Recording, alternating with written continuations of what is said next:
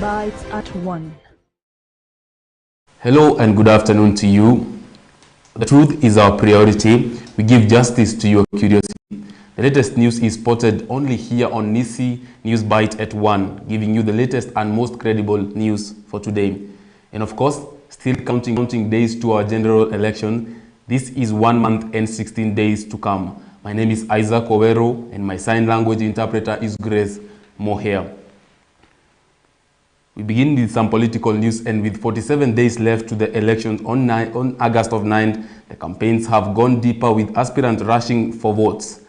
As the Miola Umoja Brigade pitched a tent in Wamba, Samburu County, the leaders leading the campaign team, led by Junaid Mohammed, the inroad to the county with other leaders including Kotu Boss Francis Atuoli and Maina Commander, among others.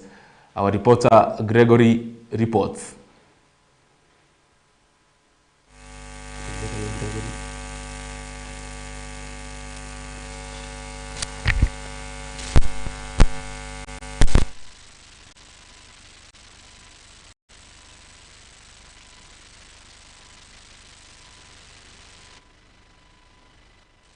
Una watu wengi kama leo.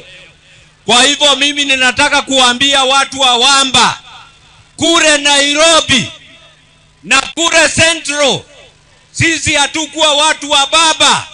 Sasa sisi tumejaa kwa chondo ya baba. Kwa hivyo watu wa Wamba, musije mukabahatisha. Kura yenu yote muweke kwa nani? Kura yenu muweke wapi? Nione kwa mkono ya baba. Francis Atuoli urged the Samburu community to vote for Raila Odinga, saying that he is the only leader who has the Samburu people at heart. The Wamba Samburu MP Naisula Lesuda urged voters to vote in Raila Odinga for them to benefit with his leadership. She said that Raila has a good plan for the people of Samburu who depend on livestock farming, saying that Raila will deal with the issue of water scarcity. Tunaamuka saa 12 ya asubuhi na kwenda kwa wingi na kupigia Raila Amolo Odinga kura. Na ile mambo ya kusema niko kwa baba, siko kwa... Junaid Mohammed asked the Samburu people to ignore their competitors and vote for Raila, who has a track record as opposed to the other candidates. The campaign team is still intensifying campaigns in the region. Reporting for News at 1, my name is Paul Gregory. Well, still politics, jubilation has rocked the NARC Kenya party led by Honorable Martha Karua, following some new teammate members who have defected from other parties joining NARC Kenya. Honorable Martha Karua has today received defectors from Nyeri, Laikipia, Kajiado and Kisii counties to NARC Kenya party, whom she has warmly welcomed into the party. Our own reporter now reports.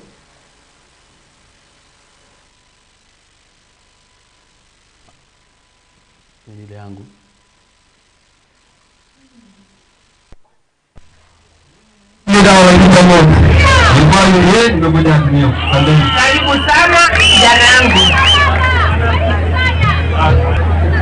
Hamjambo. Kwa majina naitwa Jane Amria. Nilikuwa pande hiyo nyingine lakini kwetu kwa mama anajua ushuru ya mama na anajua ushuru ya watoto. Among the politicians who have joined NARC Kenya are parliamentary seat aspirant from Laikipia West and Madeira constituency led by Stanley Gikandi and Honorable John Karanja and other MCA.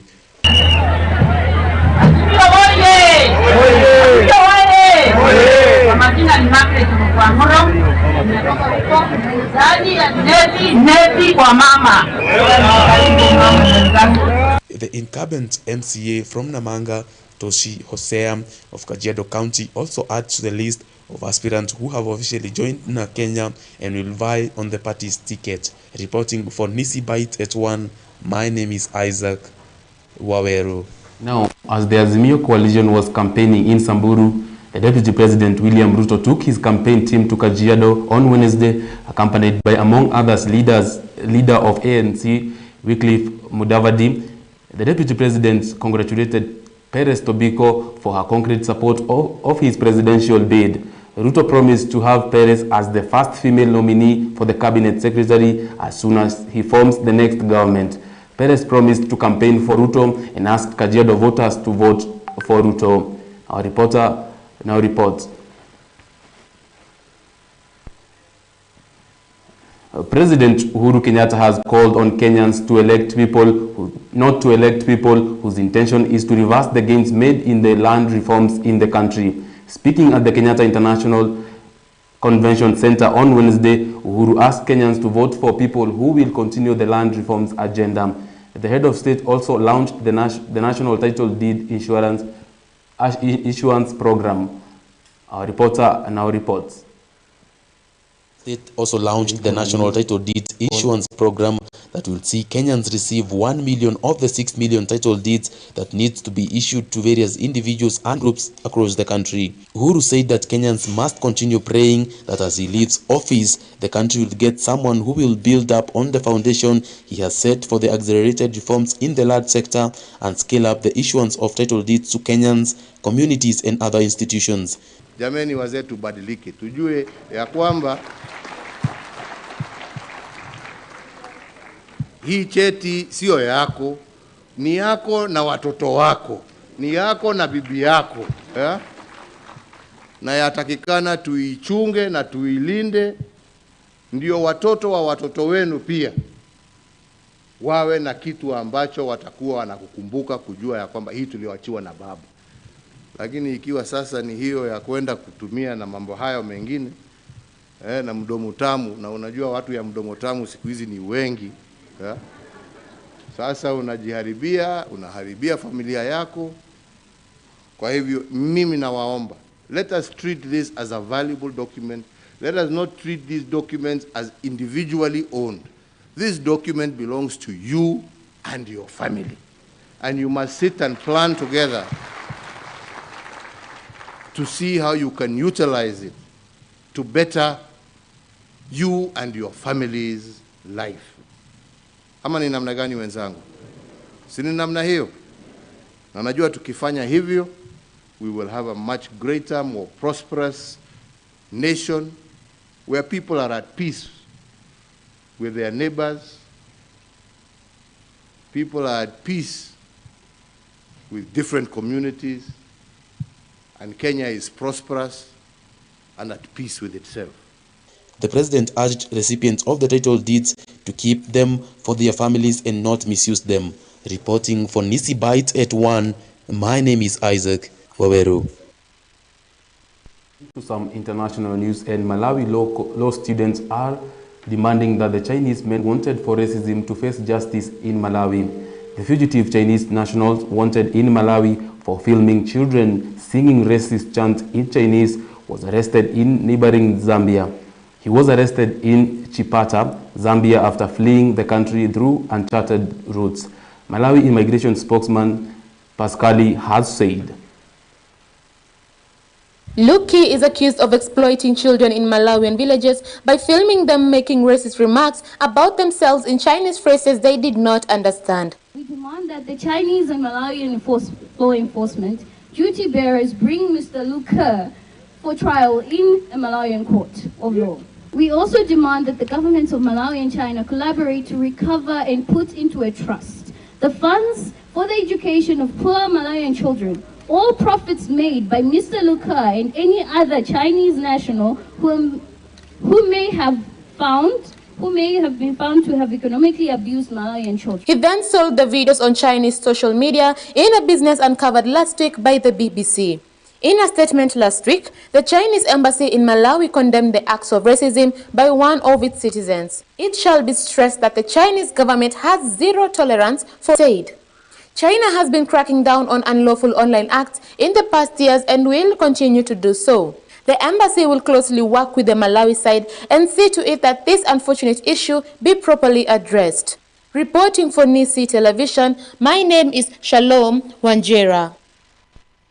At home, and the family of Monica Nyawira Kimani is trying to get back the house that the late had bought from a real estate company which she signed a deal with. The company is said to have terminated the deal without telling anyone, and now the family is trying to get back the three-bedroom bungalow at Villa Maya apartment, which is 100 meters off Nederu Banana Road in Kiambu County. Grace Moher reports. Kimani was killed on the 19th of September 2018 at the age of 29. The company that was selling a house to Monica and with which she had signed a sale agreement terminated the deal without informing anyone. Now 4 years down the line, Monica's family is trying to get the house back. The issue has brought distress to the father, who feels like he's about to lose the only tangible investment his daughter ever made. Reporting for News Bytes, I am Grace Moher. Stingless bee family farmers have something to smile about after the pollinators' awareness of climate change informed by the disappearance of traditional honey harvest sites, making them endorse to the stingless bee farming, which is more beneficial to them and the whole community, as our reporter reports.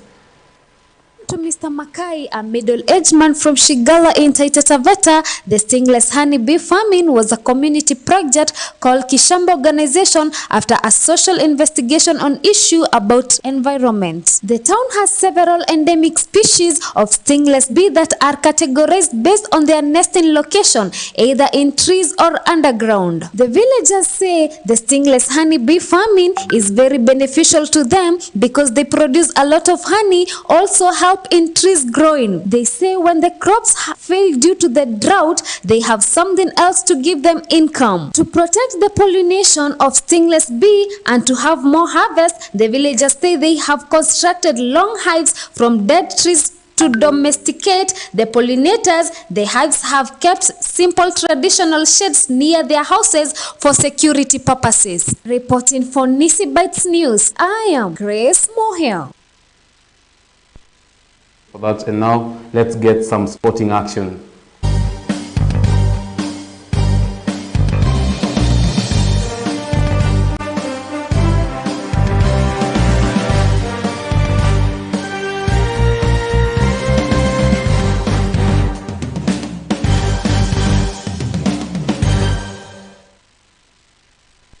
And now Harambee Starlets player Vivian Corazon has signed for Simba Queens on a one-year contract. She has been featured in a match for the national team since her debut in 2016. The 24-year-old will be the second Kenyan player to play for the Simba after Harambee Starlets forward Barda Omita. Harambee Starlets midfielder Vivian Corazon Aquino has joined Tanzania Women's Premier League champion Simba Queens on one-year contract. Aquino previously featured for the Kenya Women's Premier League as captain the side to the third place finish with 40 points in the just ended season. The 24-year-old will be the second Kenyan player to play for Simba after Harambee Starlets forward Bedha Omita. Gospel team manager Edward Githwa said that Simba did not conduct on signing Aquino, but he only found out through social media. Aquino has featured in all matches for the national team since her debut in 2016. Reporting for Nissi Television, I am Faith Ndenya. Now, Chelsea sporting director Granovia is set to exit as Boli named the interim sporting director.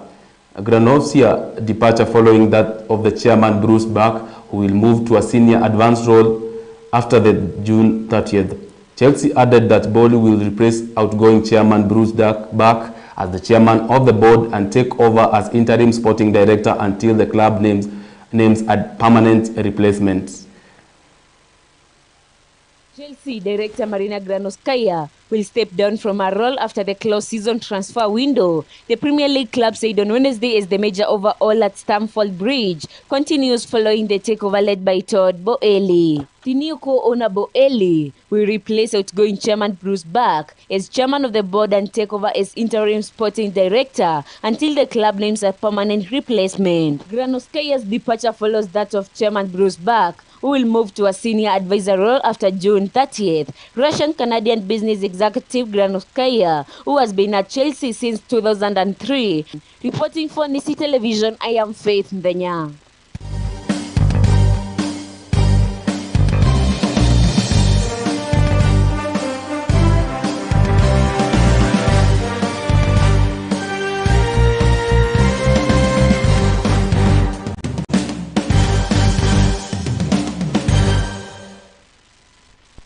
Well, that's all we had for you for now. Thank you so much for watching. Remember, you will also watch our news on 7 p.m. That is Kurunzi ya Nissi. But for now, we are going to have a show, Destiny Show. So thank you and keep watching. Have a good day.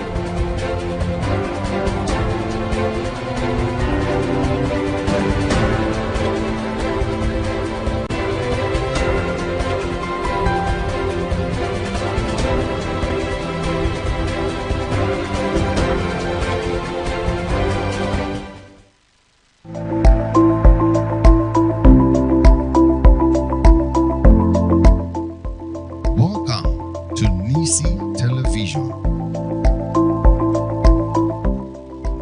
the house of rest.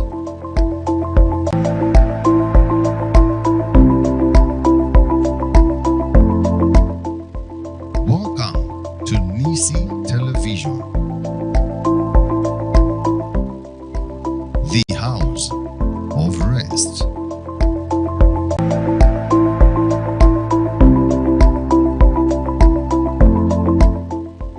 Welcome to Nissi Television,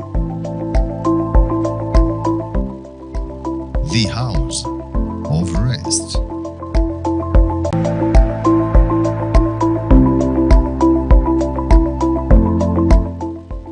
Welcome to Nissi Television, the house of rest.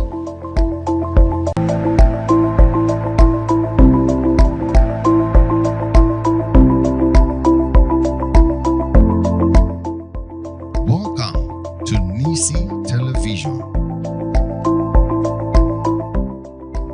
the house of rest.